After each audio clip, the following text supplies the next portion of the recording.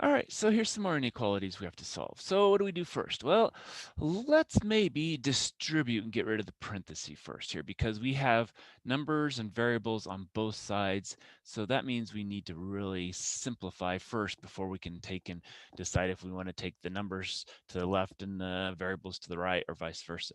So that gives us in 24 plus 4b less than 4 times 1 is 4, 4 times 6 is plus 24. B. Okay. Now, I see more B's here than I see B's here. So if I don't want to divide by a negative, I'm going to first subtract 4B. Okay. And so when I do that, what happens is those cancel. All right. Now, simplifying that, we have 24, and now it's less than. Now we have 4 plus, and this is going to be 24 minus 4 is 20B.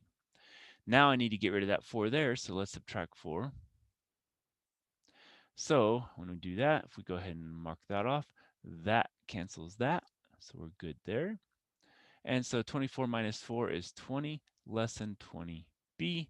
Now to solve for b, I have to divide by 20. It's positive, so I don't have to worry about the inequality. And when I do that, 20 divided by 20 is 1 is less than b. Or, if we read it the other way, b is greater than 1. All right, so here's our 0, here's our 1. It's greater than 1, so it's going to be everything that direction. Now what do we do? Now we write interval notation. So we have from 1 to positive infinity. All right, what about the next one? Well, it looks like, again, we have a's and numbers and stuff on both sides, so we're going to have to distribute first. So let's go ahead and do that. Now, when we distribute this one, remember, we have to distribute the negative both times. So here we have 4 plus 2 times a is 2a. 2 times 5 is 10. That's less than. Negative times negative is positive. 2 times a is 2a. Negative times negative is positive. 2 times 4 is 8. All right. So now what do we do? Well, let's see. Let's add numbers together. So we have 4 plus 10. That's going to be 14 plus 2a is less than 2a plus 8. Now let's take the 8s over here. Oops, not quite equal there, but that's good. So those cancel. And 14 minus 8 is going to give us 6. Plus 2a is less than 2a. Now let's take the 2a here and take it off. But you know what happens? That cancels that. That cancels that. Now what do we have? Well, it says 6 is less than 0. Well, that doesn't quite work out very well, does it? And so what are we going to do with that? That's going to be no solution. So this is false. We can't, say anything else. And so there is going to be no solution. Okay. So that's all we can do with that one.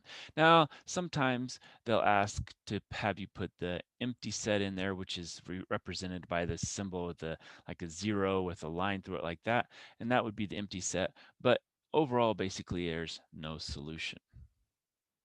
Again, these you really can't check. You could check that one. We could have plugged a number in over here and see if it works, but I'm pretty confident that I have that one right. But if I was not confident on this one, there's really not a check except for going back and doing it again and making sure I get the same answer again. Basically, you can get a lot of different answers, but whatever you get, it's always going to be false. And so it's always going to be no solution. So you might have got something different than this. You might have had a number on the right side and the 0 on the left side or whatever, but in either case, it's always going to be false. All right, what about here? Well, we have a division and an add and a 5. So what we need to do is, looks like we need to get all the numbers here on the left. So how are we going to do that? Well, I'm going to subtract 1. So 5 minus 1 is 4 is greater than or equal to, and I have just left x over 5. Now again, if we need to, we can go ahead and cancel out those and show that they have disappeared. Now I have x divided by 5 is less than or equal to 4, but if I multiply that by 5, those 5's cancel, and on the left I end up with a 20. So that cancels, and I get 5 times 4 is 20 is greater than or equal to x. Okay, so let's say here's 0, here's 20. Again, doesn't matter what the scale is in between there because, we can break that up into enough spaces to make that equal to 20.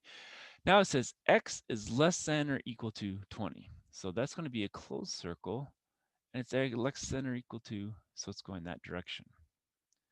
Now, how do we get that? Well, that's going to go from negative infinity to 20, and it's going to be a bracket because we have that less than or equal to, or a closed circle. So we're going to have the bracket in this case. All right, how about here? It looks like I have a negative 2x here, 2x here. So I want to take and get rid of this 2x to the other side, because otherwise, if I take everything this side, I'm going to have to divide by negative, and that's going to make me have to remember to flip that sign. And I don't want to remember to flip sign. I'm just going to do it the easy way. So I'm going to add 2x. Okay. So what that does is that cancels that, and we just have 20 is less than or equal to 2 plus 2 is 4x plus 4. Now I need to get rid of the 4 over here because I have numbers on that side, so I'll subtract 4. Now again, if I do that, those cancel, so I don't have to worry about them.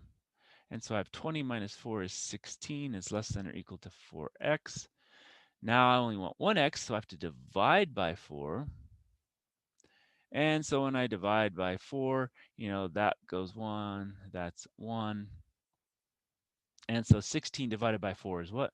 Well, that's 4 is less than or equal to x, or x is greater than or equal to 4. So again, if we have our 0, that's our 4.